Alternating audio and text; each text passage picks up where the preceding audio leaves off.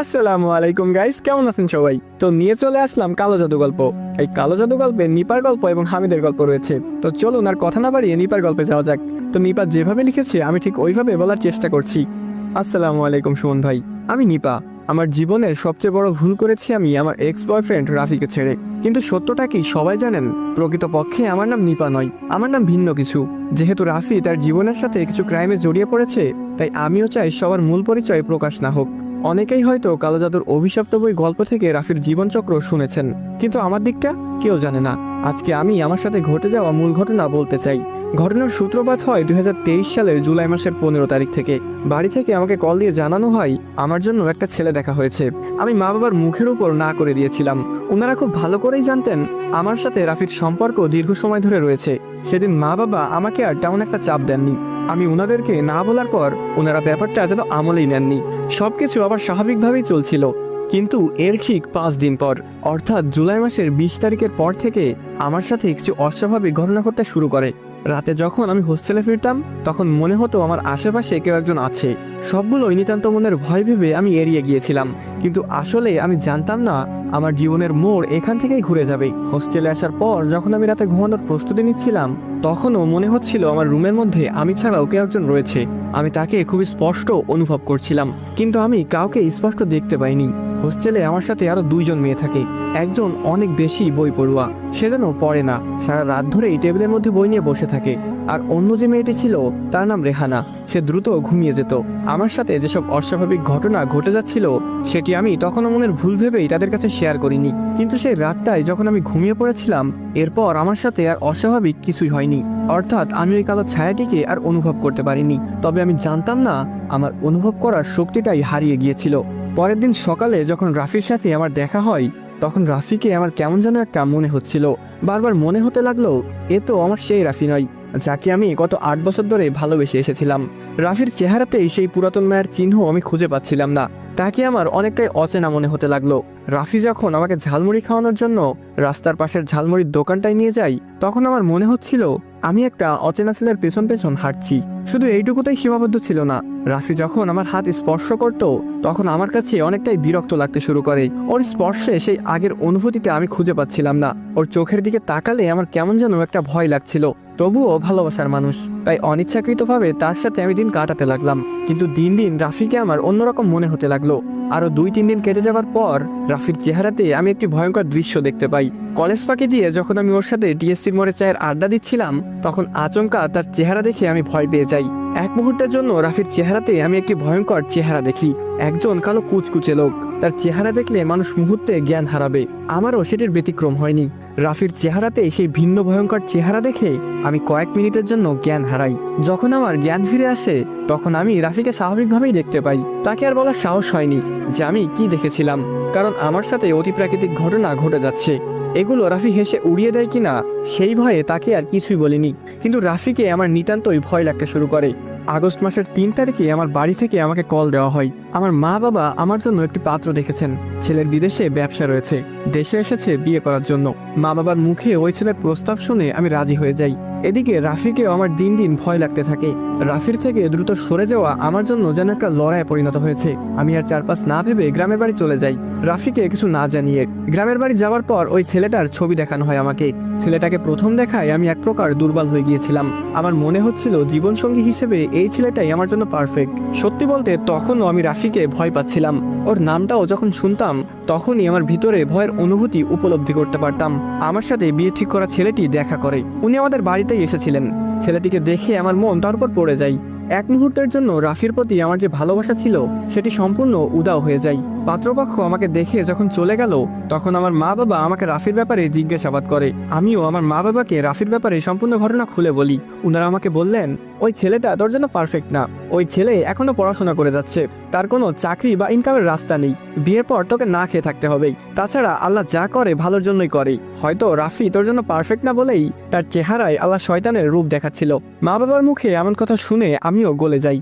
কথাগুলো আমাকে অনেক বেশি ভাবাই। কারণ ঢাকা থেকে গ্রামে আসার পর ঢাকায় আমি যে ভিন্ন অনুভূতি উপলব্ধি করেছিলাম এখানে সেটি আর উপলব্ধি হচ্ছিল না। আমি স্পষ্ট বুঝতে পারছিলাম রাফির সাথে যতক্ষণ আমি থাকি ততক্ষণ আমার হয়রান লাগতো, ততক্ষণ আমার ভয়ও লাগতো। গ্রামে আসার পর আমার সেই অনুভূতি হচ্ছিল না। শুধুমাত্র রাফির নামটা শুনলেই আমার সেই ভয়ের অনুভূতিটা জেগে উঠত। এই নামটার মধ্যেই একটা ভয় লেগে থাকতো আমার অজান্তেই প্রিয় মানুষটাকে আমি ঘৃণা করতে লাগলাম। তাকে ভালোবাসা তো দূরের কথা, তার নামটা পর্যন্ত আমার কাছে অসহ্য লাগতে শুরু করে। পুরো হিসেব মিলিয়ে আমি আমার মা বাবার কথাকে গুরুত্ব দিয়েছিলাম। রাফি কোনো সমস্যা করবে ভেবে আমি দ্রুত বিয়ের ব্যবস্থা করতে বলি। আগস্ট মাসের 5 তারিখে আমার গায়ে হলুদ, আগস্ট মাসের 6 তারিখে আমার বিয়ে। সবকিছুই ঠিকঠাক ছিল। এর মধ্যেই একদিন সকালবেলা, অর্থাৎ যেদিন আমার গায়ে হলুদ হবে সেদিন সকালবেলা রাফিকে আমি আমাদের উঠানে দেখতে পাই। তাকে দেখে আমার মধ্যে সেই ভয় কাজ করতে শুরু করে, সাথে তার উপর জমে থাকা অসম্ভব ঘৃণা বেরিয়ে আসে। ভয় আর ঘৃণা নিয়ে আমি রাফির হাত ধরে বাড়ির বাইরে নিয়ে যাই। রাফি আমার জন্য পারফেক্ট না, এই বিষয়টা আমার মা বাবা আমাকে যেভাবে বলেছিলেন ঠিক একইভাবে আমিও রাফিকে বুঝিয়ে দিয়েছিলাম। আমি তখনও বুঝতে পারছিলাম না আমি সঠিক করছি নাকি ভুল। রাফির প্রতি আমার জন্মানো ভয় আর ঘৃণা, এদিকে আমার মা বাবার পরামর্শ, সে সবটাই আমার কাছে তখন ঠিক মনে হচ্ছিল। তবুও রাফি যখন আমার সাথে জোরাজোরি করছিল তখন আমার বাবা, চাচাতো ভাই আরো বাড়ির লোকজন এসে রাফিকে মারধর করছিল। সত্যি করে বলছি সুমন ভাই, আমার একটুও মায়া হচ্ছিল না। রাফিকে যখন তারা সবাই মিলে মারধর করছে সেটি আমার কাছে আনন্দের মনে হচ্ছিল। তবুও মনের একটি কোণায় আমি যেন একটা টান অনুভব করছিলাম। আমার মনে হচ্ছিল তারা আমার প্রিয় মানুষকে মারধর করছে, কিন্তু এর চেয়ে বেশি আমার মধ্যে ঘৃণা এবং ভয় কাজ করছিল, যার কারণে আমি রাফিকে বাঁচানোর চেষ্টা করিনি। আমি ভয়ে চলে যাই রুমে। কিছুক্ষণ পর আমার বাবা আসে। আমার চোখে ভয় আর হয়রান দেখে আমার বাবা বলে, এই ছেলে আবার আক্রমণ করতে পারে, আমি জামাইকে খবর দিচ্ছি, এখনই তোদের বিয়েটা সেরে ফেলা উচিত। রাফির ভয়ে আমি বাবার কথায় রাজি হয়ে যাই। জানি না আমি কেন রাফিকে ঘৃণা করতে শুরু করেছিলাম। লোকটা তো অনেক ভালো, আমার অনেক যত্ন নিত, তাকে কোন অপরাধে আমি ছেড়ে দিচ্ছি। আমি বিয়ের মতামত দেওয়ার পর আমার বাবা বিয়ের আয়োজন শুরু করে। ধীরে ধীরে রাফির জন্য আমার মধ্যে ভালোবাসা জন্ম নিতে থাকে। পাত্রপক্ষের সাথে যত দ্রুত বিয়ের সময় আসছে তত বেশি রাফির জন্য আমার টান সৃষ্টি হতে থাকে। রাফির সাথে কাটানো সব স্মৃতি আমার মনে পড়তে থাকে। ওই ছেলেটাকে আমি 8 বছর ধরে ভালোবেসেছি, তাকে আমি এত সহজে ছেড়ে দিচ্ছি কিভাবে? বিভিন্ন প্রশ্ন আমার মাথায় ঘুরপাক খেতে থাকে। তখন আমার মা আমার রুমে আসে, হাতে কিছু জুয়েলারি আর মেকআপ। সেগুলো আমার সামনে রেখে যখন আম্মু চলে যাবে তখনই আম্মুর হাতটা আমি ধরি। আম্মু আমার দিকে অবাক দৃষ্টিতে তাকাই। আমি কাঁদো কাঁদো স্বরে বলি, মা আমি কোনো ভুল করছি না তো? রাফির মতো একটা ছেলেকে এইভাবে আঘাত দেওয়া উচিত হচ্ছে না আমার। আমি শুধু শুধু তাকে দূরে সরাচ্ছি। আমি এসব কি করছি মা? আমার কথা শুনে আমার মা বলে, তুই যদি রাফিকে চাস তাহলে রাফিকেই এনে দিব আমি। এখন অনেক ক্লান্ত তুই, দাঁড়া আম্মু, তোর জন্য আমি পানি নিয়ে আসি। যা করবি শান্ত মস্তিষ্কে ভেবে করবি। এ বলে আমার রুম ত্যাগ করে। আমার বুকের মধ্যে একটা শূন্যতা অনুভব হচ্ছিল। রাফিকে হারিয়ে ফেলছি আমি। জীবনে এত বড় একটা ভুল আমি কিভাবে করতে যাচ্ছিলাম? মিনিট বাদে আমার মা এক গ্লাস পানি নিয়ে আসে। এদিকে ভাবতে ভাবতে আমার গলাও শুকিয়ে যায়। আম্মু পানির গ্লাস এগিয়ে দিলে আমি সবটা গড়বড় করে খেয়ে ফেলি। শান্ত হবার পর মা বলে, অনেক বছর একসাথে ছিলি, তাই ভুলতে একটু কষ্ট হচ্ছে, কিন্তু তোর বোঝা উচিত ওই ছেলেটা বেকার, আর কিছুই নেই, তোকে কিচ্ছু দিতে পারবে না, তোর ভবিষ্যৎ খারাপ হয়ে যাবে, তুই নিজের জীবন নিজে নষ্ট করতে পারবি। মায়ের মুখে এসব শুনে আমার আবার মনে হলো রাফি আসলেই একটা ভুল আমার জন্য। নিজের কেরিয়ার বাঁচাতে হলে মা বাবার কথা মতো বিয়ে করা উচিত। নিয়ম অনুসারে তারেকের সাথে আমার বিয়ে হয়। তারেককে যত দেখি তত আমি ওর প্রতি দুর্বল হচ্ছিলাম। মনে হচ্ছিল রাফিকে নয়, এই তারেককে আমি ভালোবেসে ফেলেছি। বিয়ের কার্যক্রম শেষে আমাকে নিয়ে যাওয়া হয় শ্বশুর বাড়ি। সেখানে অনেকে আমাকে দেখতে আসে। তারেক আমাকে বেশিক্ষণ সবার সামনে রাখেনি, নিয়ে যায় বাসর ঘরেই। আগেই বলেছি তারেকের প্রতি আমার একটা টান সৃষ্টি হয়। তারেক আমাকে যেভাবে যা করতে বলেছিল আমি সেভাবেই করছিলাম। ওর কোনো কাজেই আমার ইতস্তত বোধ লাগেনি। ওর ছোঁয়ায় আমি পাগল হয়ে গিয়েছিলাম।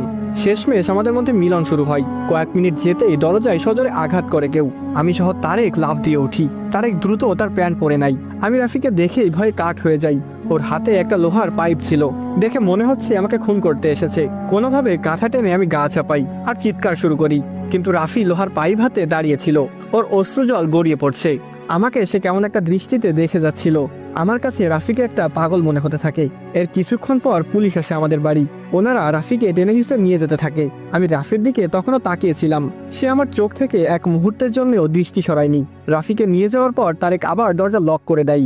আমার কেমন যেন মন চাচ্ছিল না, কিন্তু তারেক তার বাকি কাজ সারার জন্য আমার সাথে আবার মিলন করতে থাকে। আমার সেদিকটায় কোনো মন নেই, ভাবনা শুধু রাফিকে নিয়ে। তার চোখে আমি একটা মায়া দেখতে পেয়েছি। শেষ দেখা তার দৃষ্টি আমার চোখে ভাসছিল শুধু।